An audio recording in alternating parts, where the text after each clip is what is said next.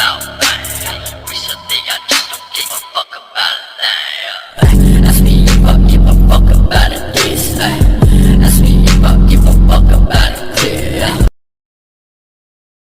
Assalamualaikum warahmatullahi wabarakatuh. Nama saya Nafiati Nimatul Jannah dari Prodi PKMI STAI Al-Akbar Surabaya. Nah, hari ini kita belajar tentang energi bunyi. Apa sih energi bunyi itu? Energi bunyi ialah segala macam bentuk bunyi berasal dari benda yang bergetar. Getaran tersebut menimbulkan gelombang bunyi di udara. Benda-benda yang bergetar dan menghasilkan bunyi disebut sumber bunyi. Contohnya, gitar. Pada saat gitar itu dipetik, senarnya akan bergetar sehingga dapat mengeluarkan bunyi. Contoh yang kedua, biola. Ketika biola digesek, dawanya bergetar sehingga bisa menghasilkan bunyi. Contoh yang ketiga, trompet. Jika ditiup, juga menghasilkan energi bunyi. Dan yang terakhir, contoh yang terakhir, beduk. Ketika dipukul, kulit beduk akan bergetar dan menghasilkan bunyi. Jadi, dari contoh keempat tersebut, itu merupakan sumber bunyi. Nah, selain musik, apa saja? Banyak sekali. Contohnya, buku jatuh, televisi dinyalakan, lonceng yang dibunyikan, dan masih banyak lagi. Sifat-sifat energi bunyi. Yang pertama, dapat merambat melalui zat padat. Contohnya, ada dua anak bermain telepon-teleponan. Nah, telepon-teleponan ini terbuat dari kaleng dan benang. Caranya, benang ditarik dengan kencang sehingga bunyi bisa dirambatkan. Yang kedua, bunyi merambat melalui benda cair. Contohnya, seorang anak menyiapkan bahan percobaan, yaitu ada corong, air, tong, dan batu. Nah, caranya corong diletakkan di atas air, kemudian telinga diletakkan di corong, lalu batu dipukulkan di tong, maka terdengarlah bunyi. Yang ketiga, bunyi dapat merambat melalui gas. Lonceng yang dibunyikan, contohnya lonceng yang dibunyikan. Setiap lonceng dibunyikan, maka akan terdengar ke telinga kita, yaitu merambat melalui udara. Nah, udara adalah termasuk gas. Kemudian sifat energi bunyi berikutnya yaitu di ruang hampa udara tidak dapat merambat. Nah, contohnya di ruang angkasa. Di ruang angkasa ini tidak ada udara sama sekali, sehingga di situ tidak ada bunyi sama sekali. Kalaupun ada sumber bunyi di situ, tidak akan terdengar, karena ruang angkasa merupakan ruang yang hampa udara, yang artinya tidak ada udara. Sifat berikutnya, bunyi dapat memantul pada benda padat atau permukaan keras. Yang pertama, gaung atau kedam, yaitu bunyi pantulan yang terdengar sebagian bersamaan dengan bunyi aslinya, sehingga bunyi asli tidak terlalu jelas. Contohnya, ruang kosong. Jika kita mengeluarkan suara, maka akan terjadi gaung, yaitu memantul. Jadi, gaungnya suara pantulannya ini tidak jauh dengan suara aslinya terdengar kurang jelas. Yang kedua, gema. Gema adalah bunyi pantulan yang baru terdengar setelah bunyi asli keluar. Berbeda dengan gaung, gema terdengar jelas seperti bunyi asli. Gema akan terjadi apabila jarak antara sumber bunyi dan dinding pemantul bunyi cukup jauh.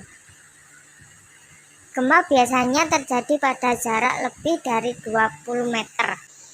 Contohnya pada saat kita berada di lembah atau di perbukitan dan kita berteriak, maka suaranya akan memantul. Karena itu adalah berbatuan, berupa benda yang permukaannya keras, jadi dipantulkan. Cuma kalau gema ini pantulannya lebih lambat, jadi suaranya terdengar lebih jelas. Sifat berikutnya dapat diserap oleh permukaan yang lunak. Contohnya adalah spons. Jadi pada saat kita berteriak, meskipun di dalam ruangan sekalipun, kalau banyak spons atau kain atau yang lainnya, benda-benda yang lunak, pasti tidak akan memantul. Nah, sering kita jumpai pada bioskop. Misalkan ini bioskop, pasti di situ kita lihat ada spons dan karpet. Tujuannya itu untuk meredam suara agar suara yang dihasilkan tidak memantul. Getaran bunyi merambat ke segala arah sebagai gelombang. Nah, jadi getaran bunyi itu kalau getarannya kecil, maka suara yang dihasilkan pun kecil. Kalau getarannya itu besar, maka suara yang dihasilkan pun ikut besar.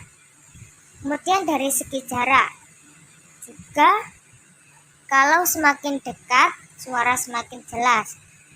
Kalau kita semakin jauh dari sumber bunyi, maka suara semakin kecil, bahkan menghilang. Contohnya, misalkan kita mendengarkan musik, di situ ada speaker. Speaker itu sebagai sumber bunyi. Nah, kalau kita mendengarkannya dekat, maka suaranya jelas. Tapi jika kita menjauh, speaker tersebut lama-kelamaan suara musiknya akan hilang. Satu kali gerakan ke atas dan ke bawah disebut satu getaran. Contohnya seperti gambar ini. Dari A ke B, B ke C, C ke B, B ke A. Itu dinamakan satu getaran. Begitu sebaliknya. C ke B, B ke A ke B, B ke C. Itu juga termasuk satu getaran. Banyaknya getaran dalam satu detik disebut frekuensi. Di sini ada gambar.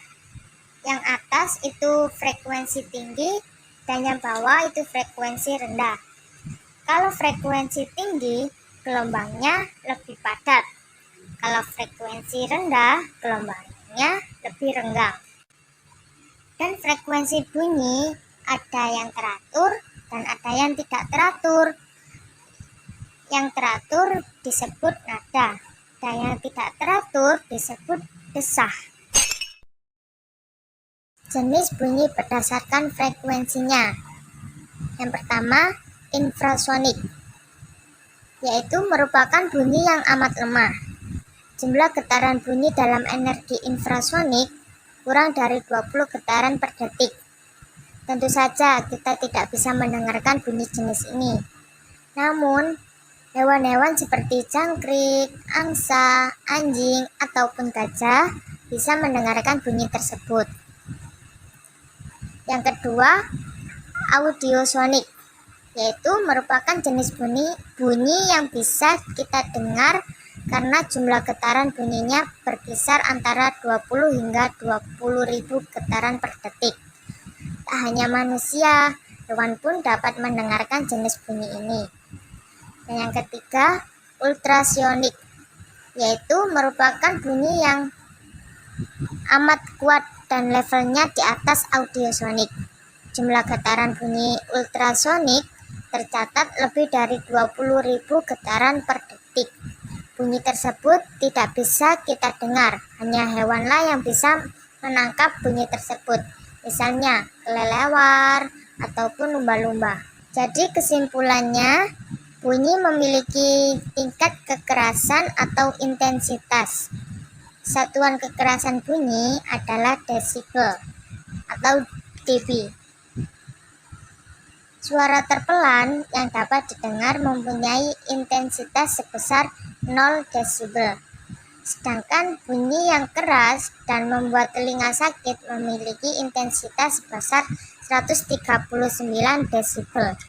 Oke, cukup sekian pembelajaran hari ini. Semoga bermanfaat. Wassalamualaikum warahmatullahi wabarakatuh.